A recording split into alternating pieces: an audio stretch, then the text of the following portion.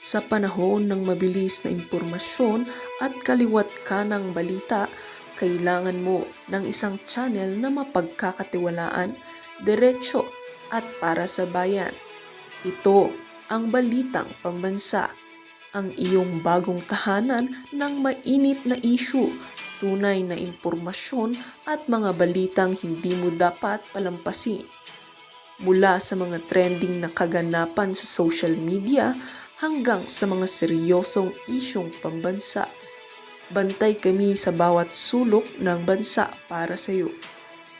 Hindi lang basta chismis, kundi validated news, mga impormasyon na may batayan at mga kwento ng tunay na buhay Pilipino. At kung gusto mong laging nauuna sa kaalaman, huwag kalimutang mag-like, mag-share at higit sa lahat, mag-subscribe. Dahil sa Balitang Pambansa, balita mo, boses mo, bayan natin ito.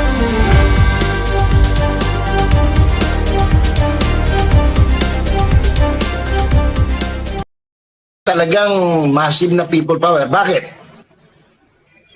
Lumabas na lahat, including the former Defense Secretary. Lumabas na over the weekend, no? Sa kalye. At talagang inamin na mismo ng Chief of Staff ng Armed Forces of the Philippines na maligalig na ang kalagayan ng mga sundalo. Hindi kasi tayo nakinig kay BP Sara Duterte. Ito sinabi niya Anong tanong? Message na lang po, ma'am. Kung meron kayong message sa taong bayan. Very hopeless. Hopeless. Sabi ko, we are on the road to hell. This country will go nowhere. I'm telling you. Walang papupuntahan itong bayan na ito. Wala silang ginagawa. Pahayag ng Iglesia ni Cristo tungkol sa Wala daw po silang ginagawa mga reaction, hopeless. Tama nga naman no? Ano mangyayari sa bayan ito? Tingnan niyo po ang nangyayari nako. Tingnan niyo ang nangyayari sa bayan natin. ng Iglesia ni Cristo tungkol sa mga investigasyon ng malawakang katiwalian sa mga flood control projects.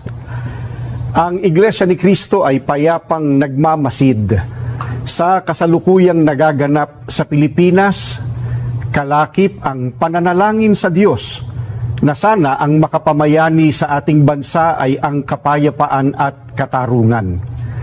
Ang mga pagtatalo-talo at pag-aalitan na ibinunga ng malaking eskandalo ng katiwalian sa libu-libong flood control projects ng kasalukuyang administrasyon at ang mga pag-aawayang pampulitika ang dahilan ng mga kaguluhan ngayon sa ating bansa.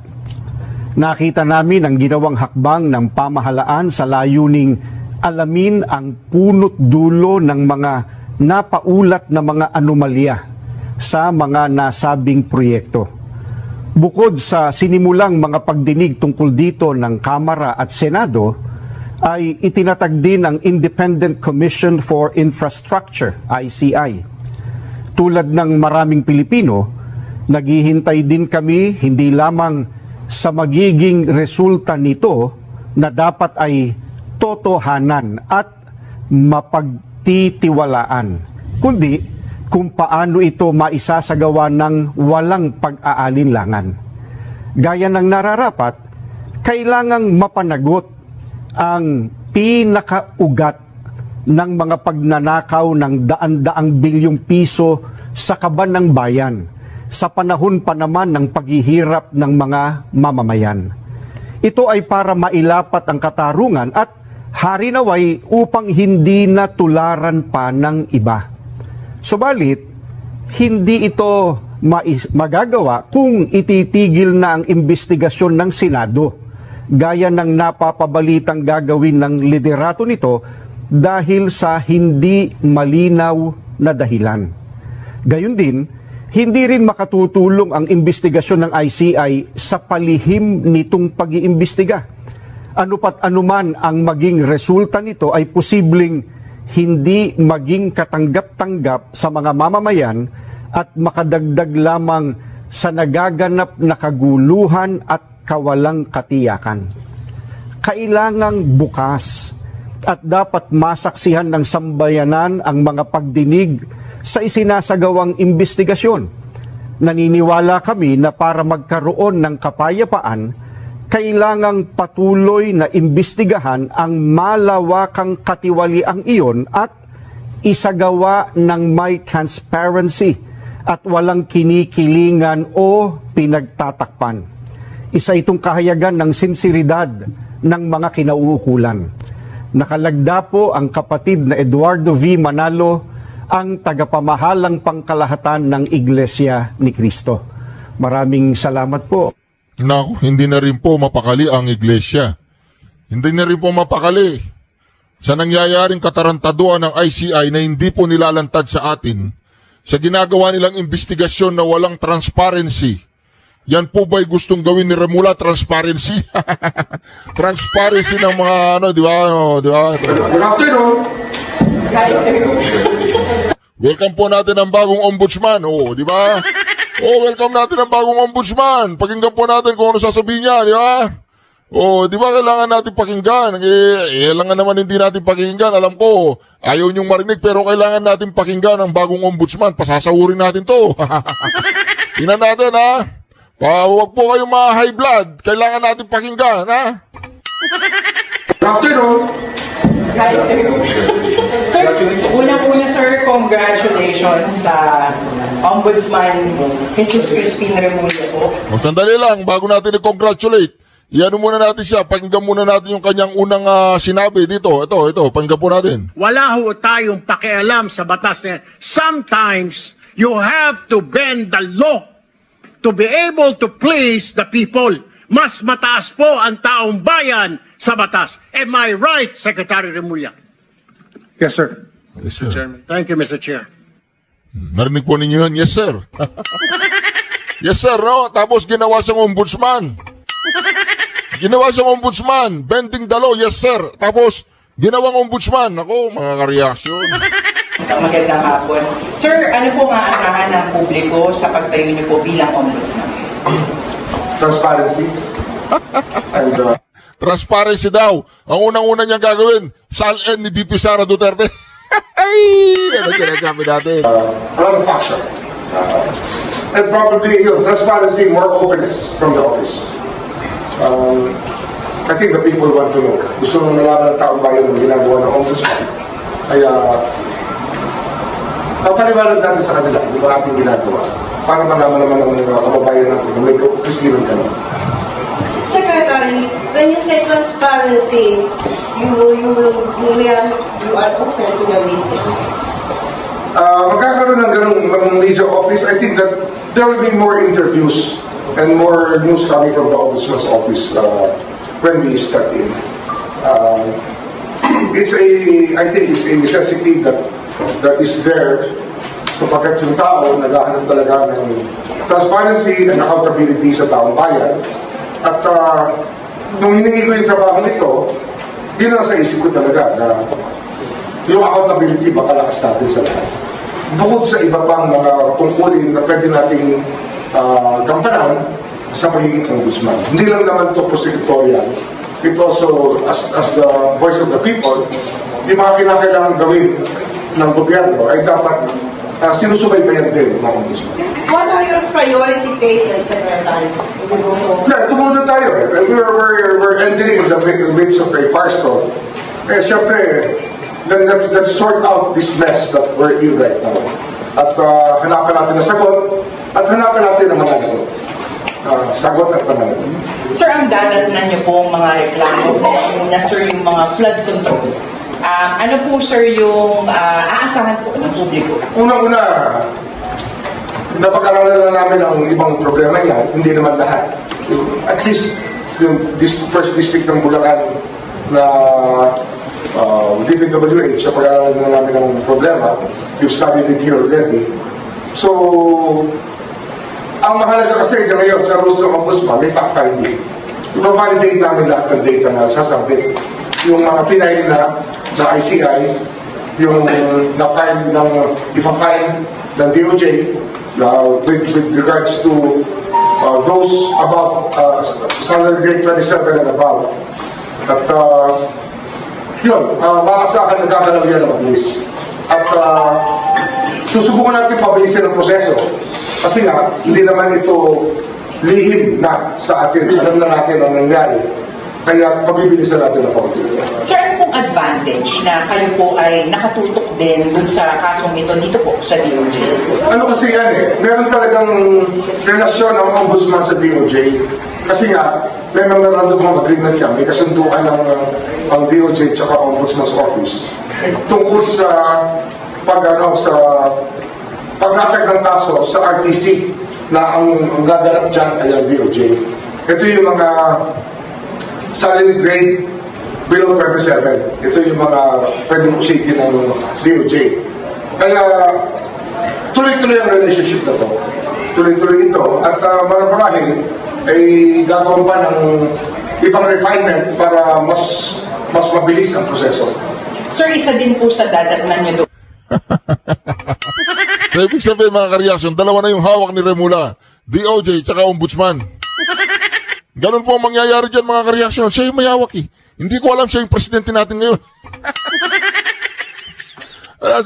Siya yung presidente, vice president si Bersamin ang vice president.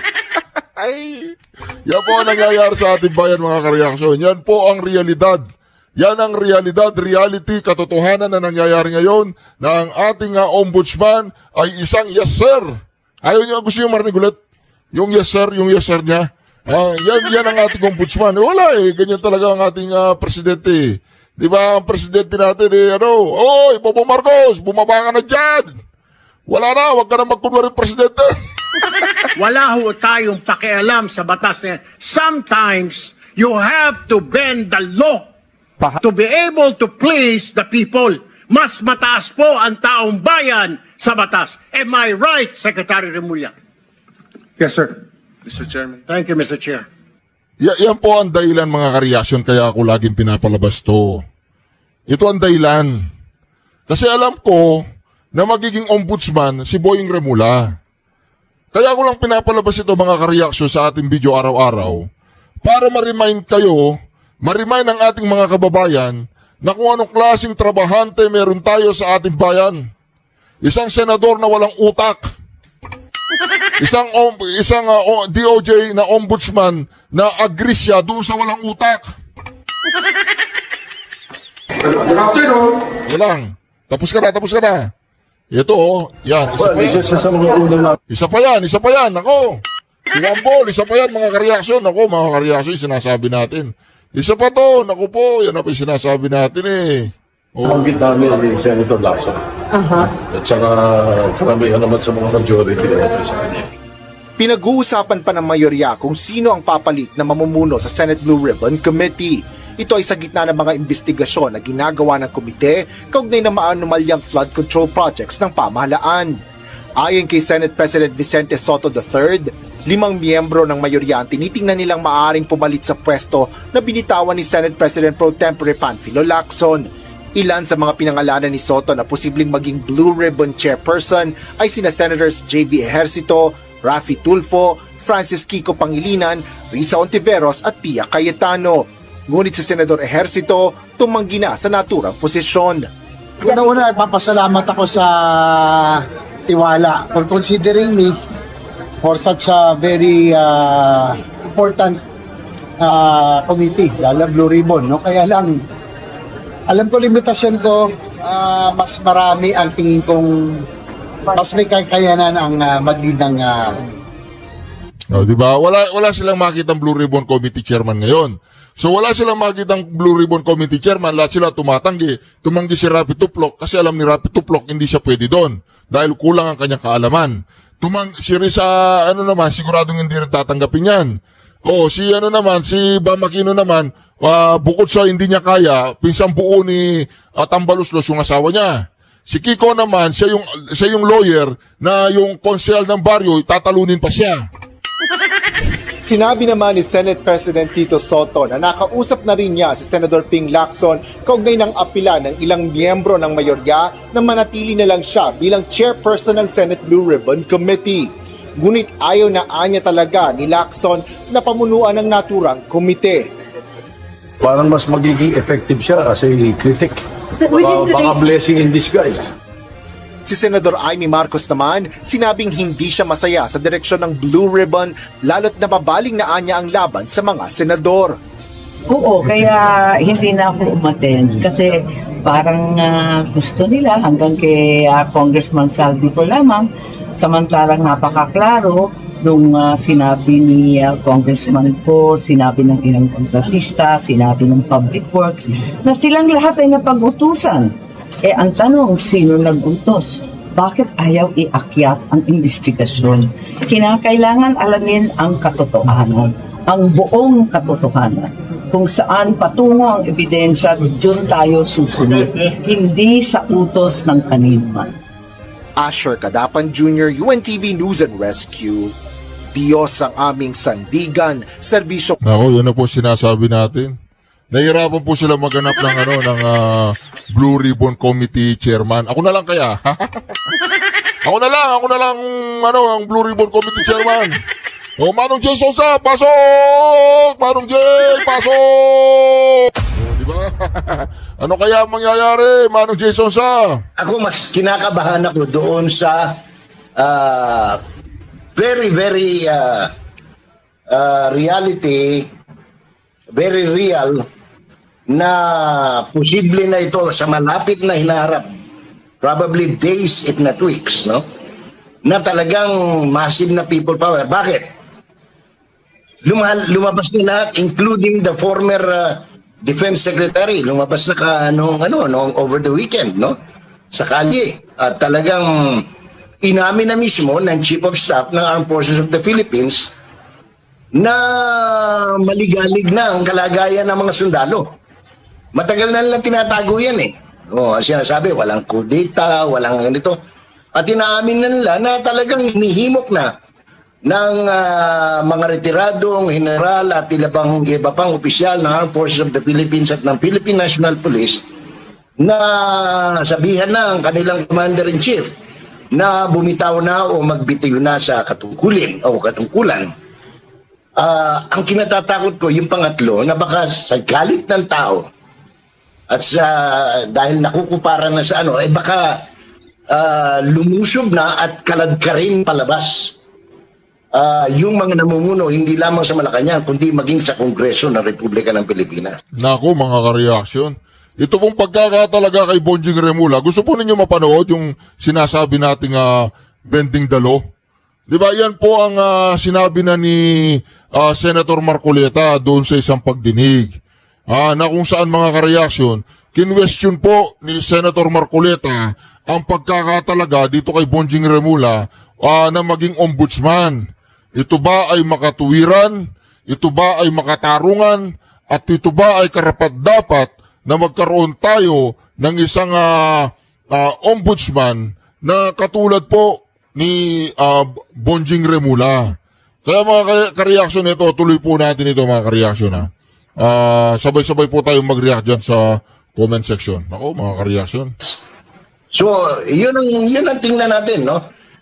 Because these are developing events and developing stories that can happen any moment. Sabi nga ng nagiinuman sa kalye, pare, mangyayari yan any monument.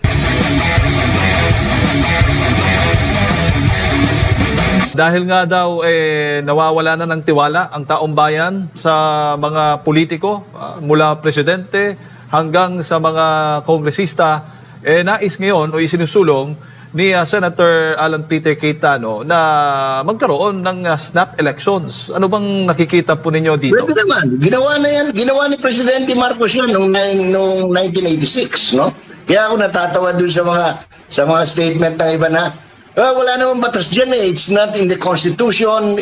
It all depends on Congress and the President. Pag sinabi ng concurrent resolution ng Congress na calling for asking the President or authorizing the President to call for a snap election, that doesn't make It illegal. Ginawa na natin yan eh. Alam mo, magiging pangit lang yan kung hindi pa nagawa. Meron na tayong yan, may footprint na tayo sa kasaysayan ng Pilipinas. Nangyari na yan noong 86. Ngayon, yung mga ayaw na ganyan, siguro ayaw nilang magalaw sa kanilang posisyon, ayaw nilang magsakripisyo para sa bayan. You know, i-discuss yan on the basis of kailangan ba ng bansa ngayon yan, no? Alimbang gugustuhin natin. Yung magkaroon ng snap election, mag-resign lahat muna, tapos magkaroon ng ng pagsasakripisyo para sa bayan, o magkaroon ng people power para mapatalsik yung gusto nating mapatalsik, or magkaroon ng coup d'etat which is bloody, so choices natin yan as a country and as a people, no? So kasi wala na, hindi na natin mababago. Ako, in all honesty, Jade, Admar, malinaw naman malinaw na, no? Hindi na kailangan ng iba pang patunay. Yung ating pambansang gastusin nitong taon na ito ay ninakaw ng Kongreso at ng Presidente. Walang cover na pagsasalita yan. The people's money, the Filipino budget for 2025 was stolen together by the 19th Congress and the President. Malinaw yan. Magmula sa submission ng NEP, napunta sa General Appropriations Bill, hanggang sa maging General Appropriations Act na pinirmahan ng Pangulo. Hindi siya pwedeng maghugas kamay dahil siya ang nag-submit. Siya nag-aral primero, sinadmit niya sa Kongreso, sinabi niya, aprobahan niyo yan. Nagsingit yung mga congressman. Ni-review niya 10 days. Remember, humingi siya ng 10 days pagkabigay sa kanya ng Kongreso. Di ba? Ang daming pictures yan. O, hinimay daw niya. Hinimay niya lahat. Sinabi niya, nagkaroon siya ng speech, di ba? O, pagkatapos, pinirmahan niya. Sa makatuwid, pumapayag siya doon sa mga insertions, doon sa mga unprogrammed, doon sa mga ayudang walang kakwenta-kwentang pinagkakitaan ng bilyon-bilyon. And kaya nga ang nangyari, first quarter pa lang ng taon, deficit spending na tayo. Alam ba ng mamamayang Pilipino na from January, February, March, 3 buwan pa lang, kinapos na tayo sa ating budget by almost 500 million, kalahating trilyon. Kaya nga noon pa lang nangutang na itong kasalukuyang administrasyon para lang may panggastos. In other words, gumagastos po tayo ng walang pera, walang kinikita. Nangungutang lang tayo para meron na naman silang nakawin. Sorry for using the word, no? Manong Jay, mayong buntag si Admar po. Nakikita niyo po ba na parang sinubukan lang, parang inaalog lang itong sitwasyon ngayon para makita kung ano yung kanilang magiging komento? Kasi sentro pa rin ng debate yan kung legal ba, constitutional ba ang snap elections, dahil nung nangyari po yung snap elections, wala pa po yung 1987 constitution natin, 1986 pa ata yung nangyari yung snap elections, so maaaring magbago. Pero ang sinusubukan lang dito is yung, kasi kung babalikan mo yung panukala, ano yung pinaka-reason bakit napalutang itong snap election? Dahil nga nawawala na ng tiwala. At ngayon, dito sa mga komento mula sa iba't ibang mga personalidad at politiko, mababasa natin kung sino ba ang seryoso talaga sa transparency, sino ba ang seryoso talaga sa pagbabago para malabanan itong korupsyon, Manong Jay.